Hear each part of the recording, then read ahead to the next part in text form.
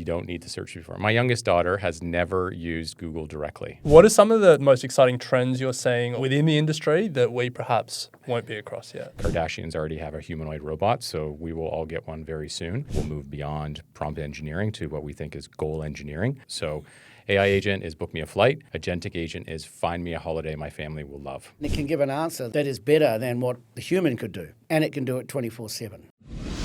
Hero or sidekick?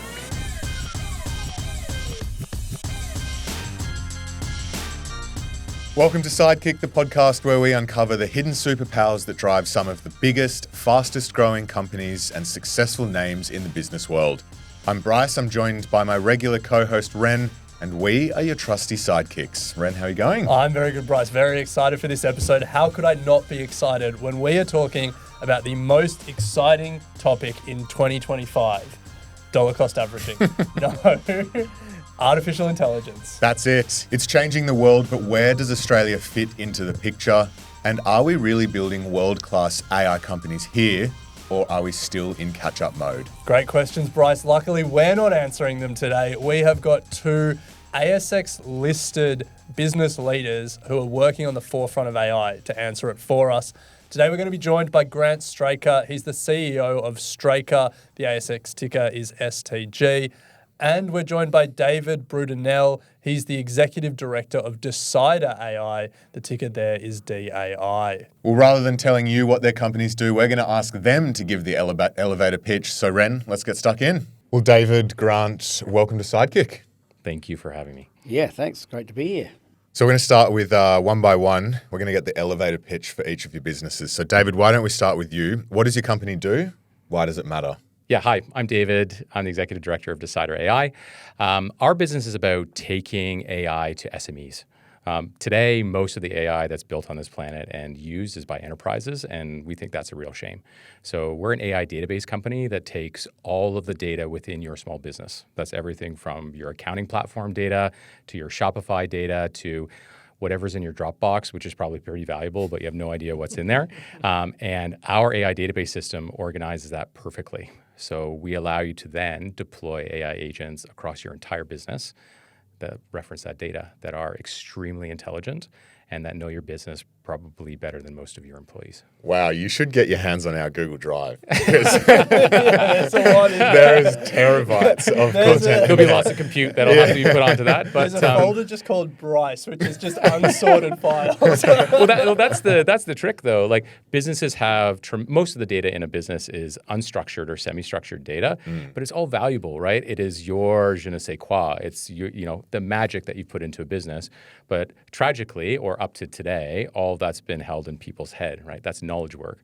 And what AI is doing today in businesses like ours is like we're doing to knowledge work what happened to manufacturing in the early 1900s, right? When you built a car in the past, right, there was a craftsperson's studio, right? Ferraris are still made by that, but they're muchos dineros.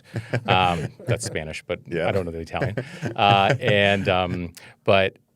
Kind of think of it as say what happens in a meeting room. It's literally craftspeople coming together in a meeting room to try and figure something out. And AI is this amazing, inhuman in a positive way, let's use that word, way to take out that knowledge work that's hidden in people's brains and to productize it. Because for the first time, we can buy intelligence on demand, which can speak dozens or over 100 languages and do amazing things at PhD level. And we can give that to every business. So, as a small business, you can have a procurement arm, right, which has traditionally only been available to enterprise companies just because they have humans and scale. That. So we're pretty excited about our technology. It's pretty unique. And we're really excited to take it to small businesses because we think they have the most opportunity to gain. Yeah. So, Grant, if we turn to you, can you give us the elevator pitch and why it matters? I'm Grant Straker. I'm the CEO, co-founder of Straker. I always say that it's only called Straker because when we started, I was the only employee and I didn't think there'd be any more. And that was it. I had to come up with a company name. And what Straker do is we're a global AI translation technology platform and services company. So the market for translation services is about $50 billion US around the world. And yes, obviously AI is impacting that significantly. but that's actually leading to multiple growth opportunities, which I can talk about in a bit. But as a company, we're 170 staff in 10 countries. We just released our financial results yesterday, about $45 million in revenue. We're profitable, very strong EBITDA margins, very, very strong gross profit margins. So, it's an interesting time for us. I think that one of the things that we've learnt that we do very well is we can verify generative AI is accurate, whether that's translations, whether that's specific to an industry, and we have very specific small language models that we've built that help us verify that, and it enables us to revolutionise the industry, not evolve it. I think people always talk about evolving, but I don't think you can evolve into this space. To David's point, you've got to revolutionise it. There's no evolving. It's a big change. Yeah, the verifying the translation is a critical one, because Bryce and I have often spoken about, what would a podcast, if we just translated our podcast to another language, what would that look like? What would the opportunity be? But we could never verify that. Yeah, They would that sounds kind of right. yeah. Sounds good. All of a sudden, you have to hire native language speakers to then verify your AI translation, and that undermines the whole premise. Yeah, but to give you an idea about how our technology works just a little bit. So in the old days, what you would do is you would do a machine translation. So you'd do something like a Google Translate, and you'd have a human come in and tidy that up.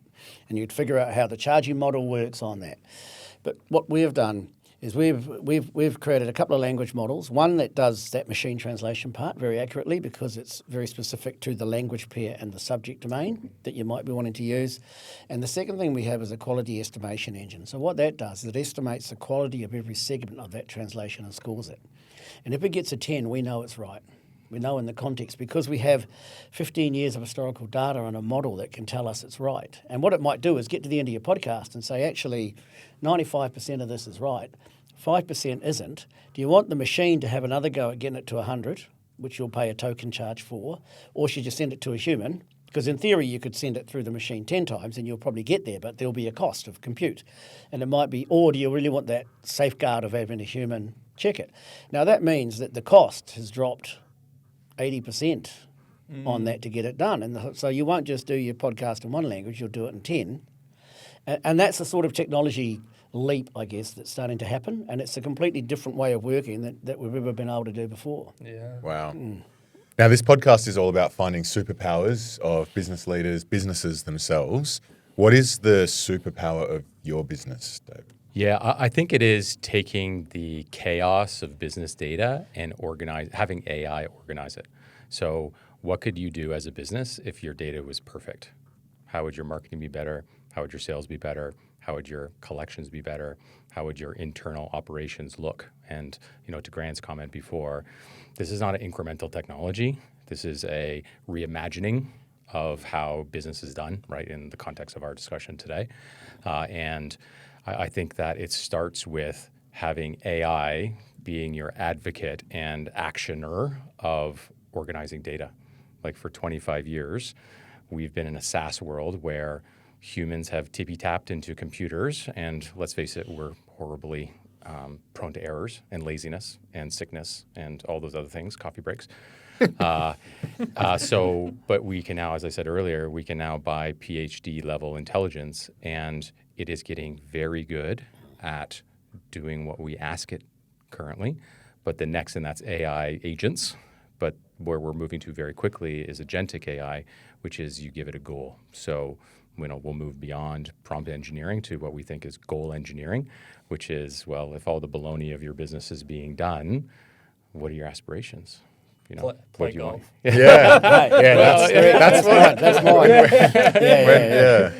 Haven't quite managed that yet. So superpower is let's use the inhuman ability of AI properly, and let's put it to work to structure data for us and expand that data and have it sitting on top of it in an inhuman way all the time.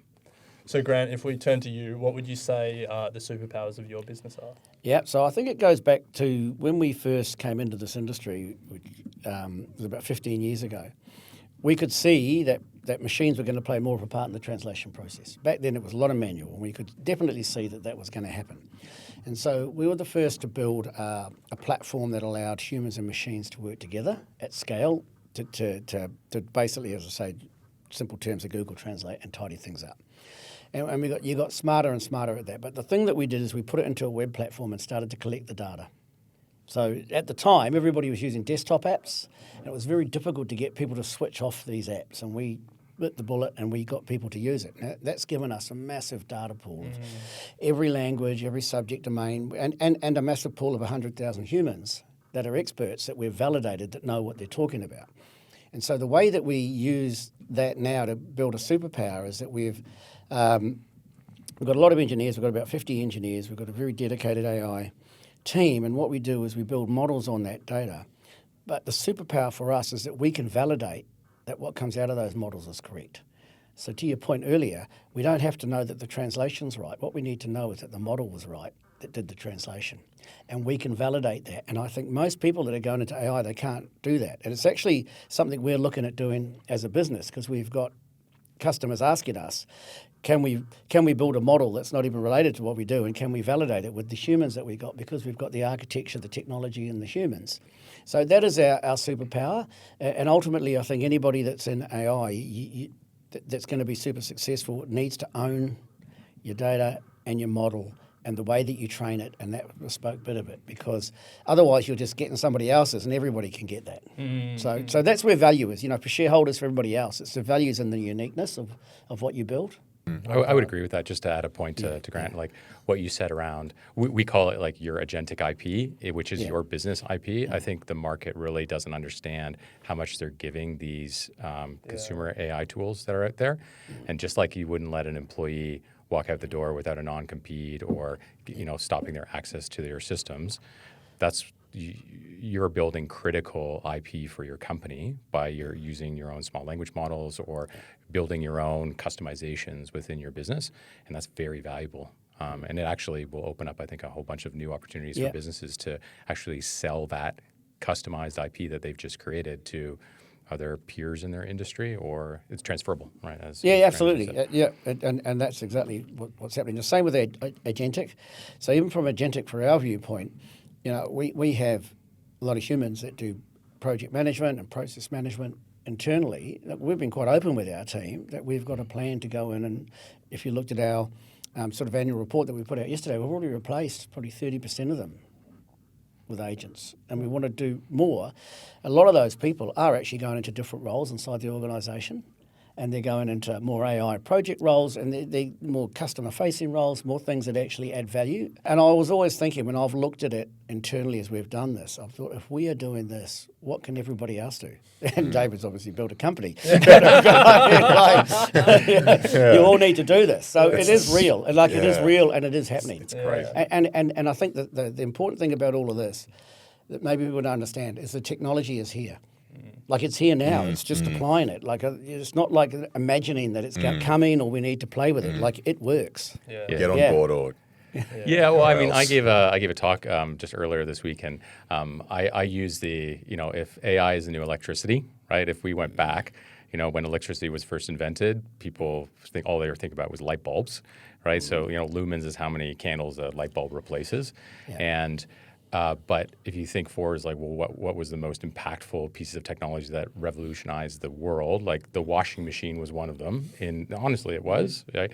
Amongst other things. But today, everybody's thinking, to your point, about light bulbs, and we're literally screwing light bulbs in different parts of our room. So extend that, we're just plopping point solution AI all over the place, whereas it's a full business opportunity. So like, we should be thinking about the new things that are being created, or how to re-architect your business in its entirety, right, from an organizational perspective. So Grant and David, we want to, talk about starting an AI business more generally, and I guess in particular starting an AI business in Australia. So we thought, who better to ask than a Canadian and a New Zealander about the Australian AI industry? But you're both ASX listed. You both have your finger on the pulse of what's happening across Australia and I guess the world. So just generally, for people listening, is Australia a good place to start an AI business? And Grant, maybe we start with you. The way that I would frame this AI is you've got to go back in history and look at similar events. So SaaS change was probably your last major significant kind of change. Maybe you can go to the iPhone, big technology leaps. But if you look at SaaS, and I lived through that time, the companies that did really well were the pure play, start from scratch, raise funds and go hard companies, right? So I always think of Xero, because I just saw Rod Drury the other day, the founder of Xero. It's a $30 billion company now. There's a lot of us that had to transition to a SaaS model. It's quite difficult to transition through that. And the lessons that everybody's learned, the lesson that I learned then was you've got to go hard and you've got to go for revolution, not evolution. So I think that Australia, New Zealand, Australasia, this part of the world is very good at revolution. I think because the market doesn't have the same critical mass that you might get in Europe or in the US. You don't have as easy access. You're not in Europe reaching 1 billion people or on the east or west coast doing the same. You have to hustle a lot more, and I think that really suits us. And I think the other side is that there's massive opportunities in Asia with AI. We've got a big project going on up in Japan right now, and up there, they're crying out for AI solutions, but they're too conservative to actually build them. Right, so I see, and because of the trade relationships between Australia and Asia in particular, I think it leaves companies in a really good position. And this is a good place. There is a lot of capital around here, your super funds and stuff. So you're going to get some companies, I think, that are just going to be rocket ships. Really are. Well, hopefully we're talking to 2 rocket ships in the room right now. So, David, what about you? What do you think about building here? Yeah, I take a bit more of, I would agree with everything that Grant said. Like through the technology lens, I think the way that startups are built is very different today than it even was 12 months ago, right? Even with my lizard brain and lack of technical skills, I can get into and like vibe code and build some technology like in days, right? So the time to prototype, the time to get to MVP is hyper speed as compared to even before. So I think from a technology lens, I think anywhere in the world, I would agree with you. Like you can vibe found with technology to get it out there. I would say that some of the other side, which is if you're starting up a company that is not in technology. Australia is not the greatest of places to start a company, and I'd say it's kind of a mix between a few different things. One is like subscale within the economy. Obviously, it depends on the startup and what you're doing in there, but principally, you always want to look over to the United States and you want to look into Asian markets and things like that to get things going, and the.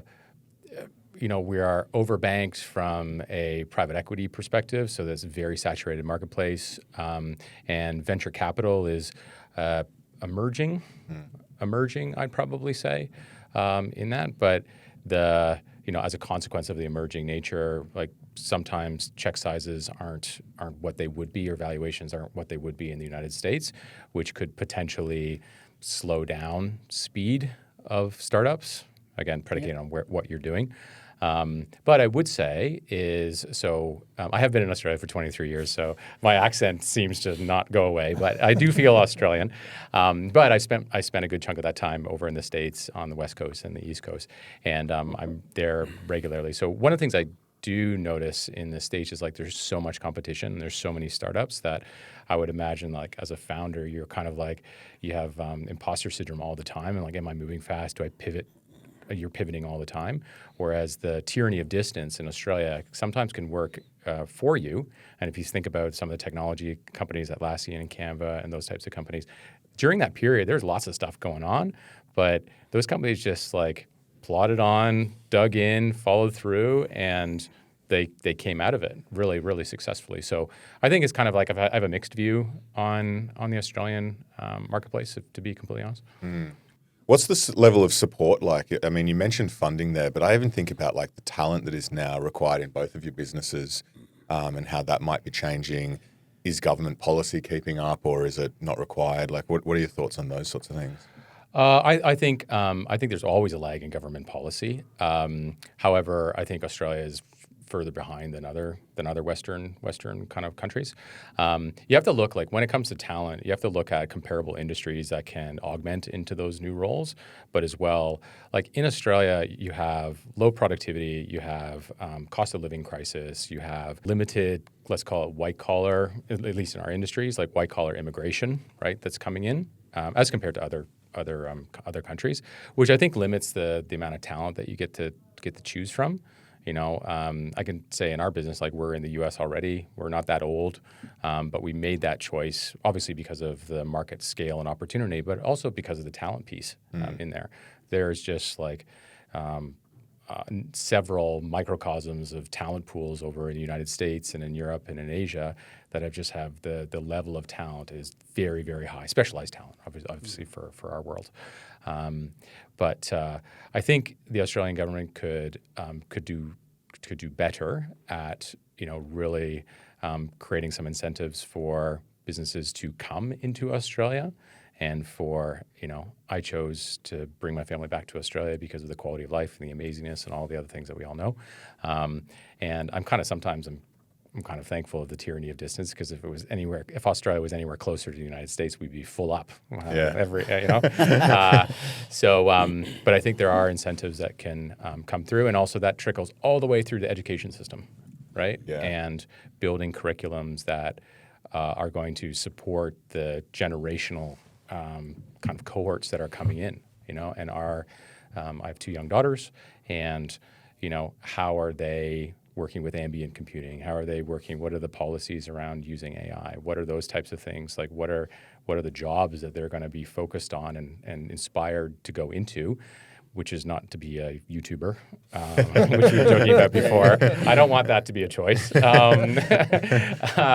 I think there can be work that can be done on the curriculum, especially all the way through, like, let's face it, like into elementary school, all the way through like university course selection and those types of things. Yeah. So Grant, we're not in the AI industry as much as Bryce and I like to think we have our finger on the pulse. I'm sure there's so much happening that we're just not across and that we're not up to date with. So what are some of the most exciting trends you're seeing, or what are some of the headlines that sort of making waves within the industry that we perhaps won't be across yet? Yeah, the initial hype around AI was all just around Gen AI and just it being able to do some really cool stuff with your content, and it wasn't right, and there was a lot of hallucinations, and obviously things have really started to move forward.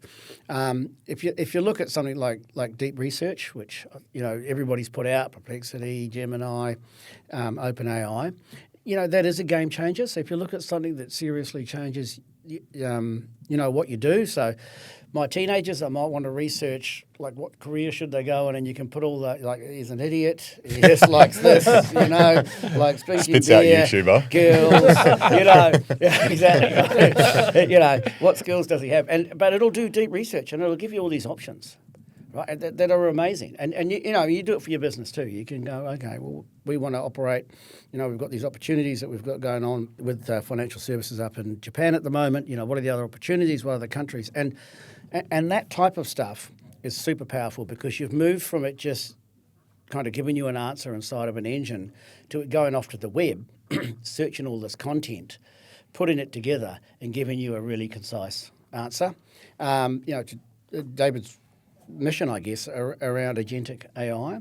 What's happening with agentic AI is that you're ultimately putting a human brain in the middle of a process. And I can go back 10, 15 years ago, like trying to getting the team to do something, say, around travel. And you might write a tool for somebody to pick where their best holiday is. And you might load up 2,000 holiday destinations and the profile of that person and a few variables, and it would do some sort of algorithm, and it would spit out some options. If you look at it now, it can give you 10,000 options.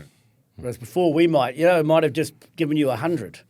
Now it's getting, because in the middle of that is basically some human level reasoning, and I think that's the difference when you start to look at agentic AI and customer services. Like if you look at a customer service role, and we all have it. We all interface with our customers. Now somebody can ask a question via email, via chat. It can search a whole database in a second. It can find all the information. It can look at the orders. It can link into our systems, and it can give an answer that is better than what the human could do, and it can do it 24/7. So this is where you really start to see some difference. So I think we're seeing that. I think I talked earlier about the technology we have, where you do quality estimation. I mean, translation segments is one way to do it, but there's lots of stuff. It might be medical procedures. It could be whether a car turns left or right. It could be how a plane flies. All of a sudden, you have this ability to make very accurate decisions and to know what the answer is. And the minute that AI can give you an indication of quality, you can change the workflow process. And that's what you used to use a human for. So this is where I think it starts to steamroll. So, it is really exciting at the moment. Yeah. David, what about you? What do you think we don't know about yet that we will soon? Yeah. I'll double down on what Grant said and go back to the YouTuber analogy. It's like 99% of what everybody experiences today when they call generative AI or AI agents, like that is task-based activities. So the example I'd like to give is so an AI agent today is book me a flight, of which it can do that very, very well, right, in a whole bunch of different scenarios. But what we'll move into within the next 4 to 6 months, it'll be all those AI agents will be washed away and will be replaced by agentic agents. So AI agent is book me a flight. Agentic agent is find me a holiday my family will love. Now, it will figure out creatively how to do those things. So it may go to your Instagram page and look at the images and say, oh, you've been to the Cook Islands or you've been skiing in Whistler or whatever it is. It'll go find who you are and it'll find your job title on LinkedIn. It'll reference that against a salary database to see how much you could possibly afford. It may ask you a question. Those are all the things that it will do to help personalize. So we're rapidly moving back to what I think was the web originally in SaaS, which was personalization, which never really came about. But I think we're moving towards that. But the other thing I would talk to, which I think a lot of the world doesn't really talk about a lot today. So there's a lot. LLM is the most used acronym out there, I think, in technology. But there are large vision models, LVMs, and large geospatial models. And so that's looking at geohash, that's mapping. So if you think about the future, the Kardashians already have a humanoid robot, so we will all get one very soon. But if you think about AI robotics and what that means, I think it's kind of what's called multimodal that Grant and I would have come across in the past of synthesizing all those models together into either an experience for us, right? Sam Altman from OpenAI bought Johnny Ive's company, right? And they're doing a device which he's explicitly said is not a smartphone. So what is it? Likely ambient computing, which means talking in the air. What does our world kind of look like very quickly beyond the Roomba, right? That's cleaning up the dust on our floor. So I think that's coming probably a little bit sooner than we think. We always think it's faster than it actually is. But I think in this case, we're already seeing some stuff out of China, which is, toddler robots playing soccer and breakdancing and things like that and running. But it doesn't take too much longer to use the use cases where you have one picking up your socks, right? We had the Chinese half marathon where there were 21 different robots that ran a half marathon. Yes. Yeah. Most humans can't run a half marathon. I can't, that's for sure. Yeah, I've run a few of them. Okay, all right. So you're still one step ahead of the rest. Only just. But I think one good way to look at it is, when you think, I remember when the BlackBerry was there and the iPhone came out and everybody that I knew that had a BlackBerry said, well, I'm not going to move off it because, I just do my emails, I text people, I've got a keyboard, I take my phone calls, that's all I ever need. Until it becomes the way that you look at your security cameras at home, the way that you do your banking, the way that you open the doors in your house, the way that you start your car. And then suddenly it's all these things you never imagined would happen. And I think that we are just hitting this stage where there's a load of stuff we haven't yet imagined is going to happen, is about to happen. Yeah. I was on the ASX podcast, and I said then, I think this is going to be really good for humanity because it's going to start to create jobs and do things that we just didn't even imagine we would be doing. Yeah. I saw a post on X that I reposted, retweeted. I don't know what you call it. And it was, I can't remember the guy, but it was like, oh yeah, in 20 years our children will look at us and say, oh, you had to go to this website and search, and you got 100,000 blue links, and then you had to open up 15 dozen tabs to see which one was right, and you had to do that 20 times a day, right? And you did that for 20 years, right? So those are things to what Grant's opener on this question was, which is you don't need to search before. My youngest daughter has never used Google directly. Wow. Actually, I used Google the other day, and it was weird because I didn't get the AI answer.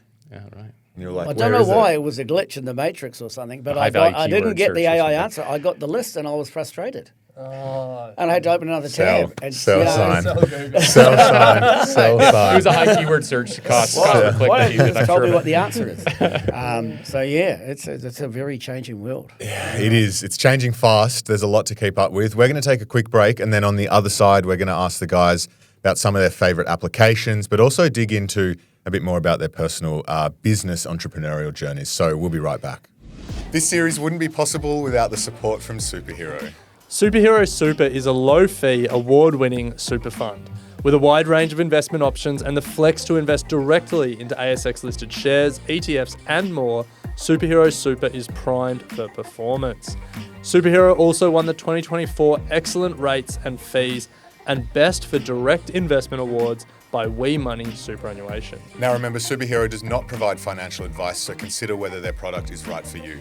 Read their PDS and TMD and download the Superhero app at superhero.com.au. Interests in Superhero Super are issued by Diversa Trustees Limited as trustee of One Super. Superhero Super is a subplan of One Super. Welcome back to Sidekick. We are unpacking all things AI. We're going to go through some sort of quickfire debate style questions today, right now, guys. And we want to start with just very quickly, one word answer. What is your favorite LLM model right now? The latest Claude. Latest Claude. Nice. Tiri, which is our model. Good answer. Oh, very well done. Claude. That's interesting. I don't use Claude a lot. Yeah, I used Yes, sir. to, and then I got sucked back to ChatGPT. Yeah. So I use different models for different things, right? So we're moving to small language models or model specialization. So, I mean, although Claude's reasoning has gotten way better with the Omni, I think it's called, the latest one in the last kind of 7 days or so. But I think I've been using Claude for reasoning around language and writing and things like that. Like OpenAI is my math one. Gemini is my research assistant one. But the Omni version of Claude is like a very big step. It's very cool, right? I can see a noticeable difference in how I'm interacting with it based on its based on the latest version. It's pretty cool. On everyday stuff, I do use Gemini. Yeah. We are a Google shop. I do like Gemini. Yeah. Well, one thing that's really standing out to me is just how quickly this world moves. You just said there 7 days ago there was a new update, and in an earlier answer you said, in like 4 to 6 months it's going to be this new agentic goal-based AI. It is moving so quickly. So I'm going to ask this next question, but I know that as I ask it, by the time we release this episode, it could be dated. What are some of the, there's a lot of theories about what AI can do, but if we think about use cases today, what are some of the best applications and the best use cases you're seeing right now? And David, let's start with you. I'll give you the decider view angle, and then I'll give you the market view angle. I think what we're finding is where AI is put into revenue accretive opportunities. So e-commerce, dealing with customers. What people don't realize is that AI is better than humans in so many different ways, right? AI will know the products better than any human. AI will know the ingredients in the product better than any human. It will reliably be able to respond back to customers, and it will know if they purchased before. And in our system, it will know if the stock availability is there. It will know a whole bunch of different things that humans don't. So I think naturally moving towards kind of revenue accretive opportunities today is a good use case for AI. When this episode is released, that may become redundant. Interestingly, it is the middle management layer of usage of AI, which I think is going to get the most advantage. Like Gemini, Claude, OpenAI, choose your model, right? They are PhD level. They have PhD level capabilities. They now have reasoning capabilities, and in some cases, like with Google, they're linked into the largest search index in history or humankind or in the world.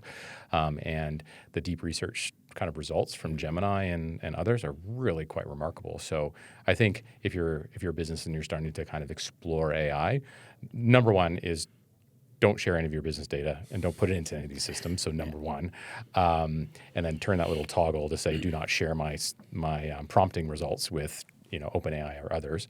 But I think that can be a really great way for a business to utilize the power of AI to, it is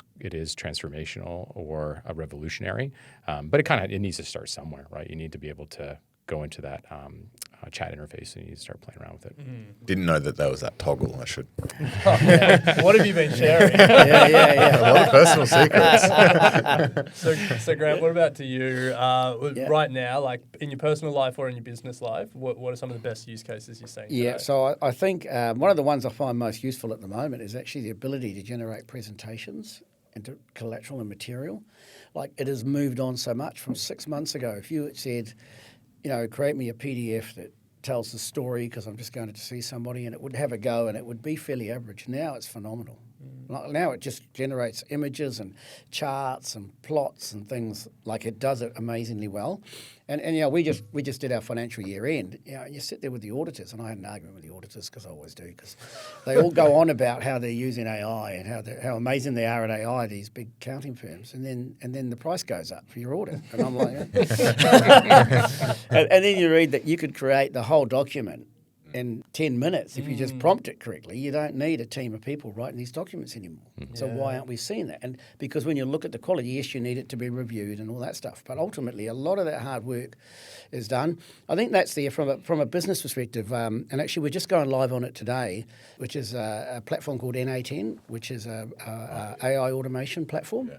So it's interesting because last time I saw somebody go live, it was 11x. And we have just been approved to go on there today. So again, we can sit at the heart of workflows and have our process sitting in there. So for us, what we see, and this just leads to the bigger question of a changing revolutionary business model. We see so much content, because we're all about content. We just want to be where content is. And the content's going to go away from somebody sitting somewhere, putting it in a PowerPoint, sending it to you to get translated, doing whatever, or to a website. And it's going to go through these sort of automation platforms. So we've had a big play at doing that. And I think that when you look at the growth of that company, you know it's right. You know everybody's using it because they've got massive scale and growth going on. So, we're just going live today. So it'll be interesting to see how that plays out. And again, what we're doing is we're offering AI verification in the middle of the process because we can sit where content is. So that type of thing for us is super exciting. It comes back to the earlier point. Can Australian companies win in this? Well, the whole sort of battlefield's changed. Like the whole rules of engagement have changed. And now if you're fast enough to move, you absolutely can win.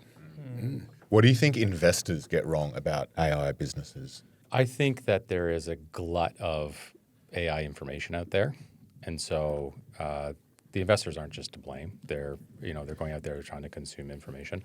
I think if I was to put it down into a few things, the difference between watching something on YouTube and to build an AI agent in 15 minutes or less, or to build a commercial grade agent with assurance against it, are two very, very different things. You are talking about multiple zeros on the back of deploying commercial grade AI. So that would be number one. Number two is that going back to the light bulb analogy, is AI is a horizontal technology.